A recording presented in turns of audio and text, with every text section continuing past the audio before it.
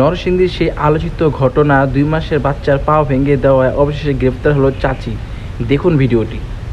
দুঃখজনক একটা ঘটনা। তো সেইটারই পরিপ্রেক্ষিতে প্রবেশন অফিসার একটা বাদী হয়ে মামলা করেন। তো সেই মামলার পরিপ্রেক্ষিতে আমরা ছায়া তদন্ত করি এবং মোস্ট ইম্পর্টেন্ট ব্যাপার হচ্ছে যে ওই ঘটনার সঙ্গে সঙ্গে আপনার ২ জন আসামি জেলা পুলিশ নরসিংদী কিন্তু সঙ্গে সঙ্গে আটক করে। কিন্তু মূল যে হোতা যিনি ছিলেন ফারজানা আক্তার লতা, তিনি হচ্ছে পলাতক ছিলেন। তো এই কয়দিন পরে আমরা তথ্য প্রযুক্তির সহায়তা এবং ছায়া তদন্ত করার পর আমরা তাকে নারায়ণগঞ্জের রূপগঞ্জ থেকে খাস কামালকাঠি নামক একটা জায়গা থেকে আমরা তাকে মানে গ্রেপ্তার করতে সক্ষম হই আর কি। তো এটা সিপিএসসি নরসিংদী টিম খুব এবং র্যাব 11 এটার পিছনে আমরা অনেক দিন ধরে লেগেছিলাম যে যখন থেকে এই ঘটনাটা ঘটে।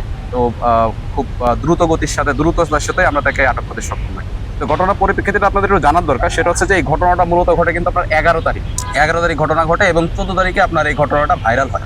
এর ভিতরে অপর যে 2 আসামি ছিল, সেই আসামি তাদের এই যে ভিডিওটা ডিলিট করার জন্য বিভিন্ন রকমভাবে তারা কথাবার্তা বলছে এবং বলার পরে যখন এই ভিডিওটা মানে ভাইরাল হয় তখন কিন্তু পুরো বাংলাদেশ জুড়ে একটা ব্যাপক আলোচিত একটা ঘটনা তৈরি হয়। তো এই ঘটনা নিয়ে আপনার হচ্ছে যে মামলাটা হয় সেটা হচ্ছে আপনার 2013 সালে যে শিশু আইনটা আছে আমাদের ৭০ ধারা আইন, ৭০ ধারাতে মামলা হয়।